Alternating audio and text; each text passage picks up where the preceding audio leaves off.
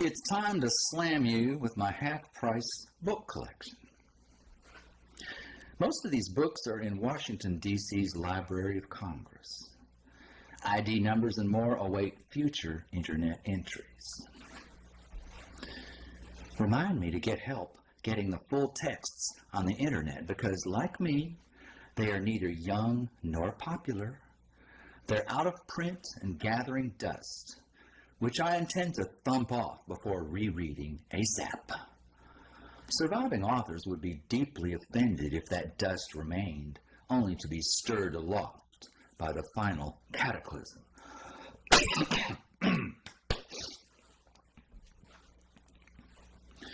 For now, I'll just mention each title and author, along with a few comments here and there. The War Peace Establishment by Arthur Herzog, H-E-R-Z-O-G. Weapons and Hope, Freeman Dyson, D-Y-S-O-N. Why Nations Go to War, 3rd edition, John G. Stossinger, S-T-O-E-S-S-I-N-G-E-R. S-I-O-P, The Secret U.S. Plan for Nuclear War by Peter Pringle. And William Arkin, A-R-K-I-N. Nuclear Power and the Spread of Nuclear Weapons. Can we have one without the other? Compiled by several editors from the Nuclear Control Institute. Other books by this institute I do not have are Nuclear Terrorism, Defining the Threat, Preventing Nuclear Terrorism, the report and papers of the International Task Force on Prevention of Nuclear Terrorism, Averting a Latin American Nuclear Arms Race, The Plutonium Business by Walter C. Patterson, The Tritium Factor. All of these Nuclear Control Institute books are compiled with the help of editors including Paul Leventhal, L-E-V-E-N-T-H-A-L, Yonah, Y-O-N-A-H, Alexander, and Sharon Tanzer. Bertrand Russell, A Political Life by Alan Ryan. A World Destroyed, The Atomic Bomb and the Grand Alliance by Martin J. Sherwin. To repeat, a book I highly recommend. A World Destroyed, The Atomic Bomb and the Grand Alliance by Martin J. Sherwin, S-H-E-R-W-I-N. After Nuclear War, A Realistic Appraisal of Recovery Potential. Excuse me.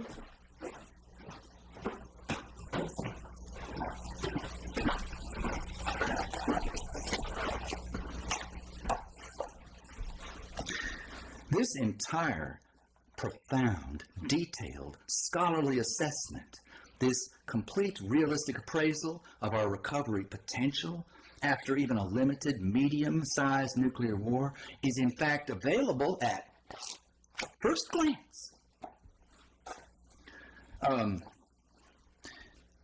Without controversy or emotionalism, without political argument. After Nuclear War presents a concrete and explicit view of the effects of a nuclear exchange. It extrapolates data compiled by nuclear scholars. It depicts which portions of society might escape the ravages of high-tech warfare to remain as building blocks for coming generations. After Nuclear War does not ask questions. It provides the answer. The only answer. What lies ahead? Who will remain? What can possibly endure?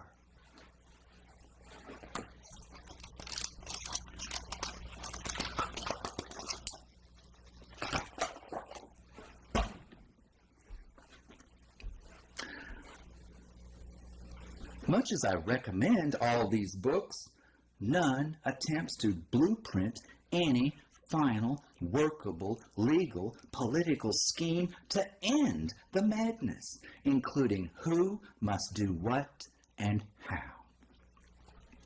My obsession, you notice. My questions are yours too. Whence come the threat to my children and theirs? What power, what actions can defeat it?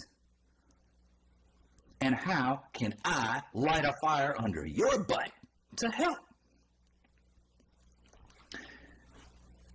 Nuclear Madness, What You Can Do by Dr. Helen Caldicott. This woman, doctor, has written several books. She is fantastic. She's the exception to the rule. She promotes powerful, aggressive activism. Maybe not to the extent of changing the laws that I wish all of us to attempt to do, but I do recommend anything by Dr. Helen Caldicott. Nuclear Madness, What You Can Do by Dr. Helen Caldicott, C-A-L-D-I-C-O-T-T.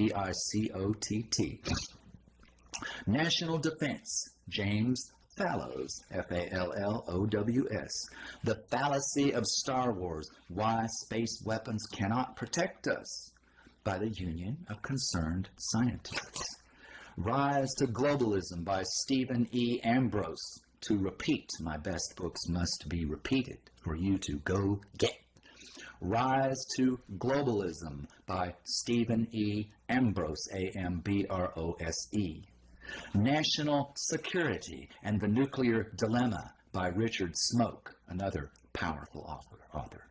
The Fail-Safe Fallacy by Sidney Hook, H-O-O-K. Beyond the Hotline, How Crisis Control Can Prevent Nuclear War by William L. Ury. Crisis control cannot prevent nuclear war, only nuclear disarmament. War, Morality, and the Military Profession, edited by Malcolm M. Wakin, M-A-L-H-A-M, middle initial M, W-A-K-I-N, Wakin. On the Meaning of Victory, Essays on Strategy, Edward M. N. Letwak. Victory has virtually no meaning in this world of overkill. Nuke Speak, The Selling of Nuclear Technology in America. Stephen Hill-Gartner, H-I-L-G-A-R-T-N-E-R, Richard C. Bell, Rory O'Connor. Nuclear War, What's in It for You? By Ground Zero. Defense and Disarmament, The Economics of Transition, edited by Roger E. Bolton. What Price Vigilance? The Burdens of National Defense by Bruce M. Russett. Understanding Doomsday, A Guide to the Arms Race for Hawks, Doves, and People. Did I say the author? Thomas Gordon Pate. To End War, A New Approach to International Conflict by Robert Woito.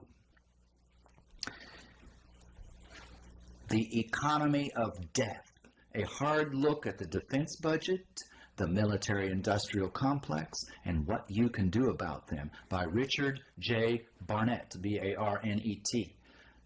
Read everything Mr. Richard J. Barnett has written. He is incredibly educated and eloquent and purposeful with his history and his morality.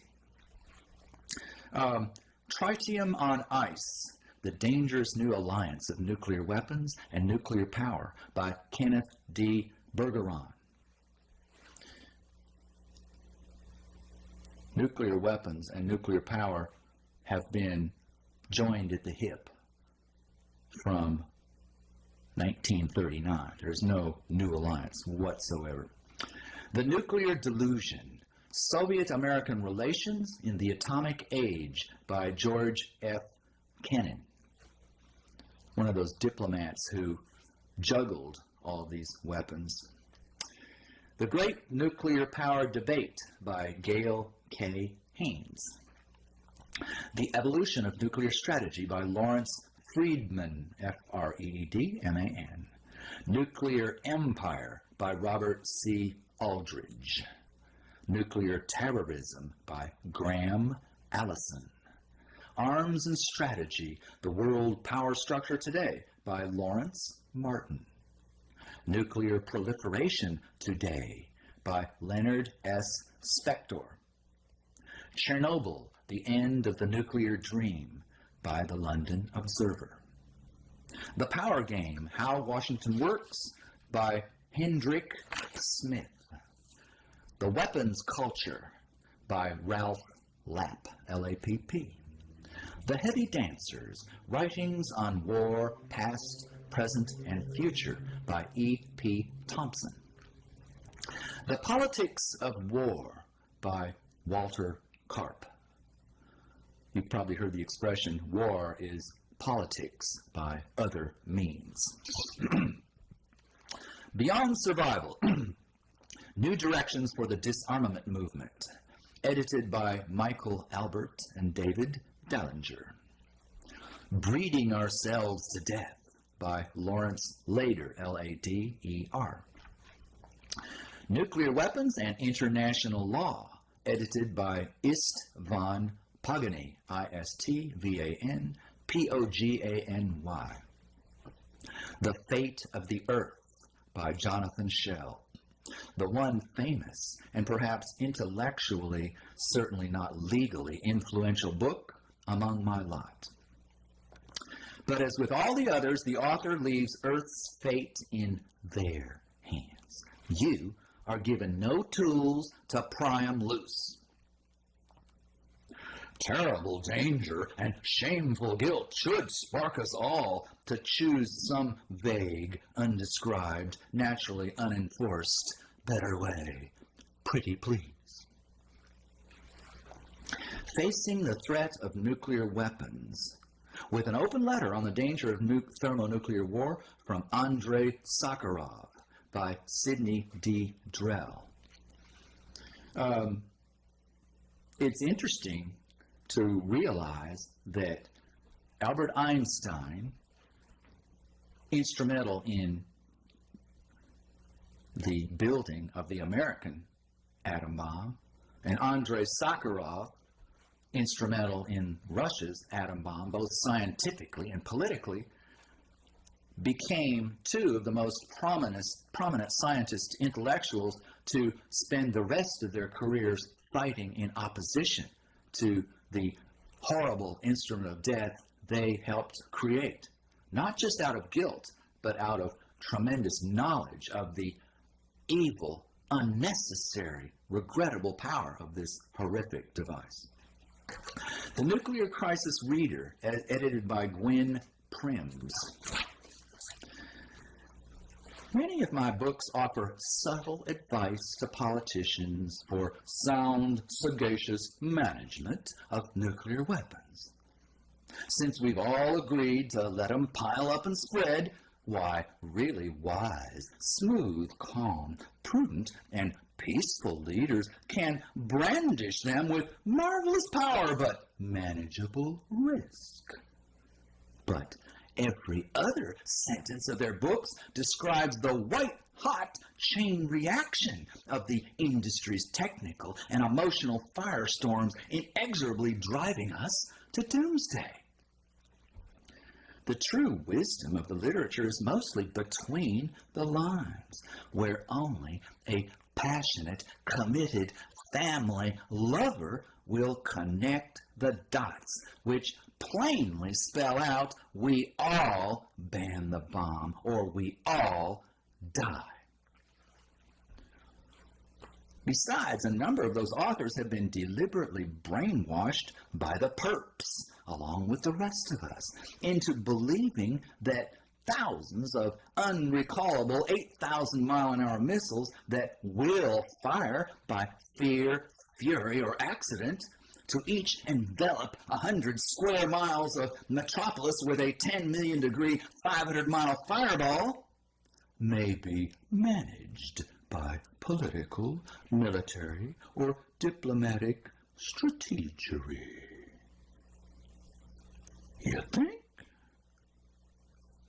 Think again. On Escalation by Herman Kahn.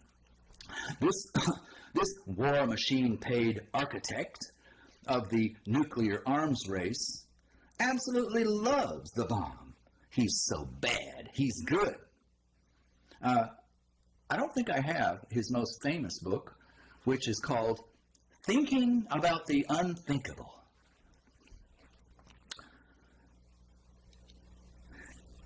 If you were to read a book of Herman Kahn, you would encounter hundreds of pages of gaming strategy whereby if you slam the opponent with just a particular 25 or 35 nuclear weapons specifically calculated to take this out and smash that and threaten this, why you can not only physically checkmate them but psychologically freeze them and intimidate them into giving up somewhere early, middle into the process, whereupon with extra piling of all this hardware for hundreds of years in advance and in the future, you can contrive dozens and dozens of different sorts of victory.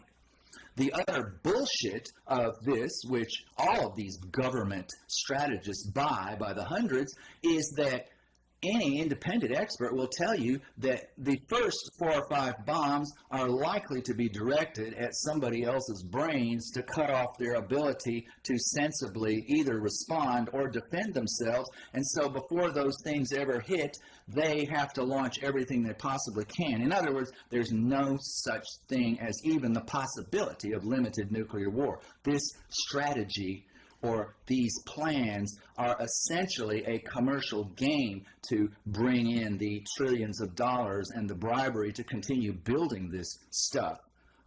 It's insanity, and it's dangerous insanity. The Military and American Society by Martin B. Hickman. Pax Americana by Ronald Steele. Who Rules America by G. William Domhoff. The Population Bomb by Dr. Paul R. Ehrlich. Fail-Safe by Eugene Burdick and Harvey Wheeler. Inspired the most dramatic, compelling movie ever made about nuclear war. The other movie, Dr. Strangelove. See both these movies. Population and the American Future. The report of the Commission on Population Growth and the American Future. What About Russians and Nuclear War? By Ground Zero. International Descent. 6 Steps Toward World Peace by William O. Douglas. Arms and Men, A Study of American Military History. Walter Millis, M-I-L-L-I-S. An absolutely brilliant and accomplished author. Tremendous history and logic. Great author. I'll read this again. Arms and Men, A Study of American Military History by Walter Millis. Apocalypse, Nuclear Catastrophe in World Politics by Louis René Beres, B-E-R-E-S. Energy/War, Breaking the Nuclear Link by Amory B. Lovins and L. Hunter Lovins.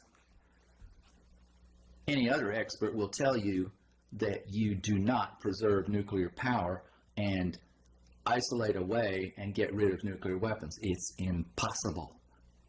They're both here or they're both gone. America Armed by Robert A. Goldwyn. The Military Establishment by Adam Yarmolinsky, Y-A-R-M-O-L-I-N-S-K-Y. Nuclear Winter by Owen Green, Ian Percival, and Irene Ridge. Generals for Peace and Disarmament. Brigadier General Michael N. Harbottle and Admiral Jean R. LaRocque, L-A, capital R-O-C-Q-U-E. Of Bread and Guns by Nigel Harris. First Strike by Douglas Terman. Actually, that's a novel. I'm getting ready to read it. Nuclear Power, The Unviable Option by John J. Berger. Countdown to a Nuclear Moratorium. Environmental Action Foundation. The only nuclear resistance movement of any note since Bertrand Russell and the test ban treaty movement of the early 1960s was this nuclear moratorium movement around the early 1980s. It seems like the peace movement had already given up on the idea of ban the bomb, and all they could really promote is the idea of, well, let's just stop making any more. That didn't work either. I say go back to banning the damn bomb. The Causes of World War III by C. Wright Mills. Another absolutely brilliant book. I recommend it. The Causes of World War III by C. Wright Mills. This one you have to read. This is a primer on the military-industrial complex. It's called The Warfare State by Fred J. Cook. Encounter with Disaster, a Medical Diary of Hiroshima. My story that I borrowed from other sources about the blast at Hiroshima was partly taken from this book, but mostly I used a book that was written about and from the testimony of 6 survivors of Hiroshima. A Medical Diary of Hiroshima is by Averell A. Liebow, A-V-E-R-I-L-L-A, Liebow, L-I-E-B-O-W.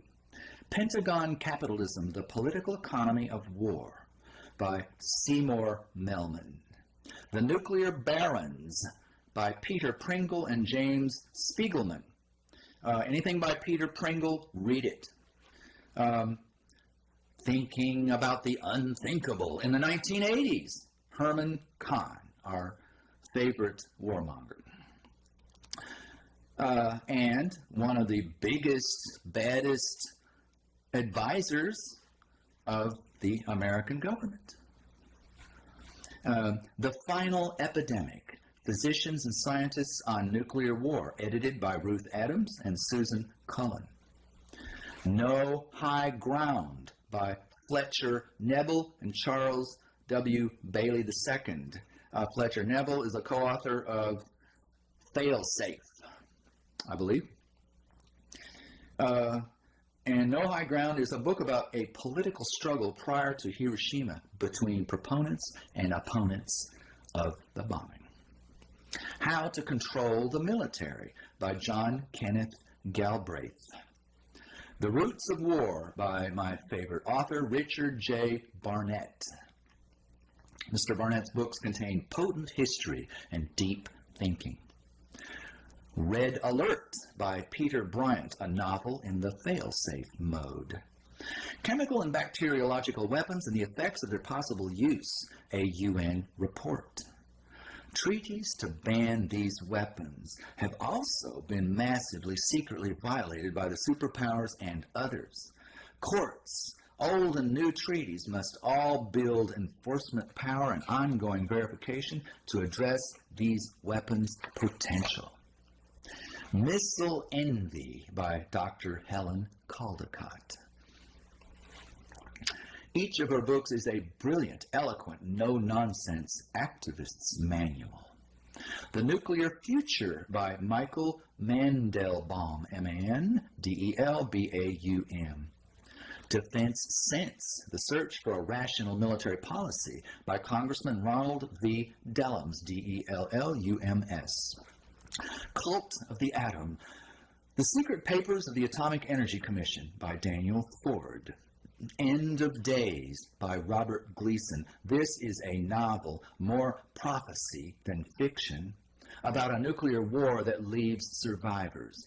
Read it to experience what you are inviting by allowing Doomsday's arrangements to proceed unopposed. Robert Gleason wrote another book about, I think was called Nuclear Terrorism, and in it was a report from this amazingly wise and educated historian Arnold Toynbee that I do discuss in these speeches about the 15 great, powerful, militaristic nations that all basically committed suicide after they got busy destroying much of the planet along the way. From Deterrence to Defense, the inside story of strategic policy. Candid interviews with the architects of American nuclear policy by Michael Charlton, Charlton. Way Out There in the Blue, Reagan, Star Wars, and the End of the Cold War by Francis Fitzgerald. Peace Against War by Francis A. Beer. This phrase should remind you that achieving peace must be a military-style strategy and campaign. Each power of the war conspiracy and industry must be legally, financially, and politically halted by new, overmastering legal power of the people. As I'm sure you're all sick of hearing, all other efforts are that useful, useless, laughable, pretty please. Repertory of Disarmament Research by the UN Institute for Disarmament Research. About thousands of research studies designed to help disarmament efforts. So much for the pros. Our turn. Beyond the Freeze, the road to nuclear sanity. When Ronald Reagan launched a dangerous new buildup in nuclear competition, a peace movement of sorts sprang up. Don't or freeze all nuclear buildup, and even underground test explosions was the international theme. While having some modest effect in slowing the pace of the U.S.-Soviet race, our 50 times world overkill capacity has remained untouched, while 50 other nations steadily mount towards bomb capability. Better than please, but still just a sneeze. So we're going after law, finance, and the main bulk of the death machine. Its opening quote, this book, is from Albert Einstein, who lived to deeply regret his famous letter to Roosevelt urging the development of the bomb. His quote, "To the village square we must carry the facts of atomic energy.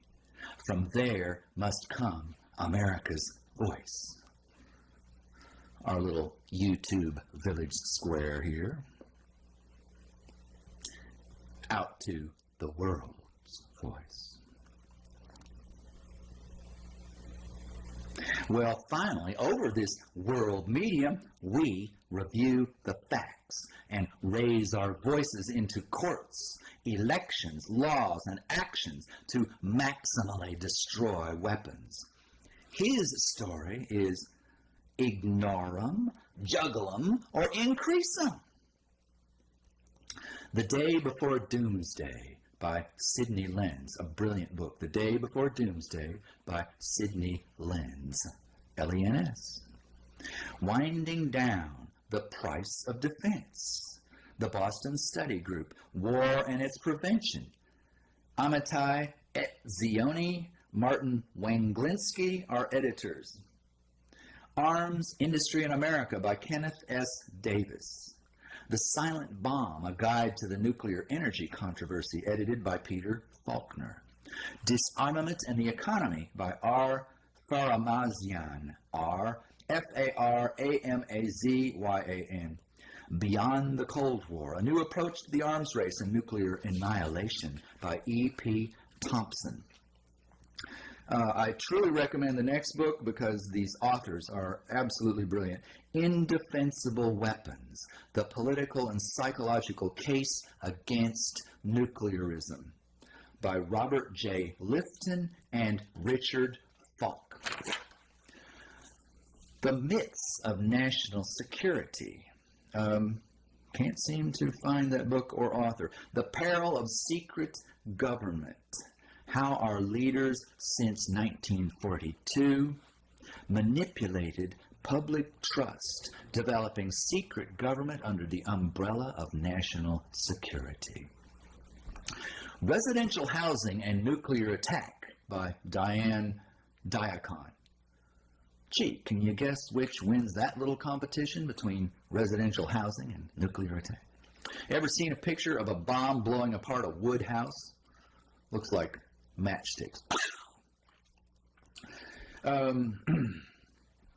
Arms and Hunger by Willy Brandt.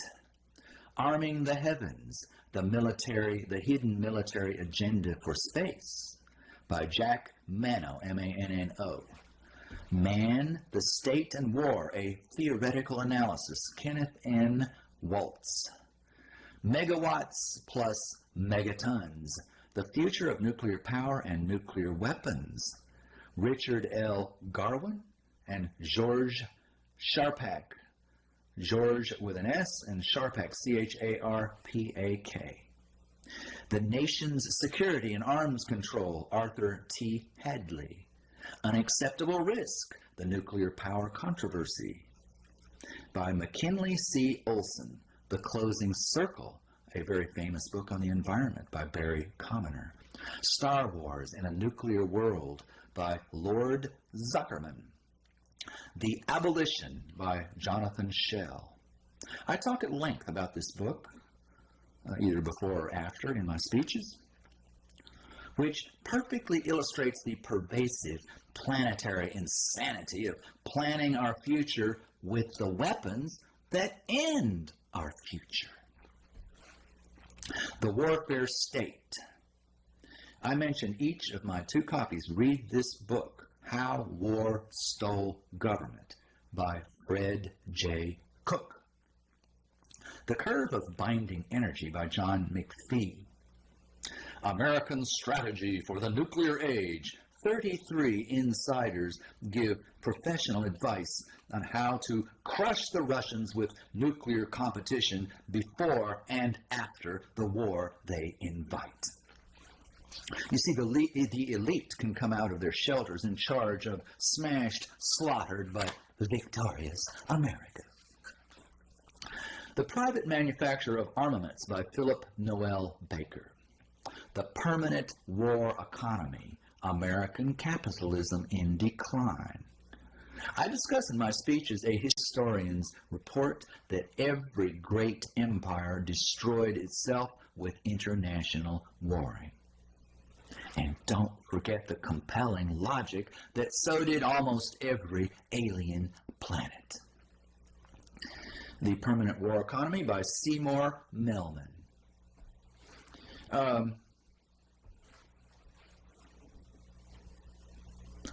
Putting our solid plan to reverse certain suicide on the back burner, assuming you are not the key, is less than clever, my friends. The New Nuclear Danger, George W. Bush's Military-Industrial Complex, by Dr. Helen Caldicott. This glorious, powerful writer gets her passion from her medical training. She knows how to save lives. Under the Gun, Nuclear Weapons and the Superpowers, Coit D. Blackner. Stable Peace by Kenneth E. Boulding, B-O-U-L-D-I-N-G. Arms Control, the Multilateral Alternative by Edward C. Luck. All arms control attempted while leaving maximum freedom to bribe politicians and then sell unlimited weapons without limits of manufacture to government executives allowed to fight wars not chosen by the people and their representative always fails. The game is power destroys peace. You and I succeed by taking their tyrannical, unconstitutional power away.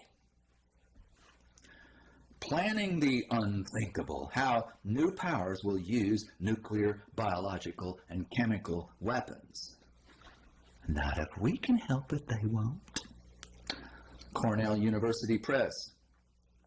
Another of the million books of amoral weapons analysis. Weaponeers develop, worsen, spread, and always use to threaten until killing days arrive. We authors could care less about stopping the boys or their toys. we do find how they define and distort politics to be fascinating. What Happened by Scott McClellan. George W. Bush's press secretary reveals how the administration's culture of deception sold us a war. Deadly Business. Sam Cummings, Enter Arms and the Arms Trade by Patrick Brogan and Albert Zarka. Who Will Stop the Bomb? A primer on nuclear proliferation. The bomb has never been stopped because we've never correctly answered that question. Who will stop the bomb? You will.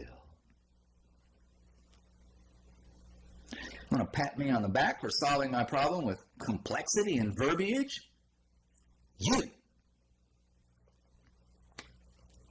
Militarism, USA, Colonel James A. Donovan. Western Security, What Has Changed? What Should Be Done? Prompt and Utter Destruction, Truman and the Use of the Atomic Bombs Against Japan by J. Samuel Walker. Checks Unbalanced, The Quiet Side of Public Spending by Herman B. Leonard. The Illogic of American Nuclear Strategy by Robert Jervis. Read these books in the morning as a call to action. I've learned from experience that any chapter near bedtime causes nightmares of mushroom clouds and the hopeless sadness of awaiting our last few meaningless minutes.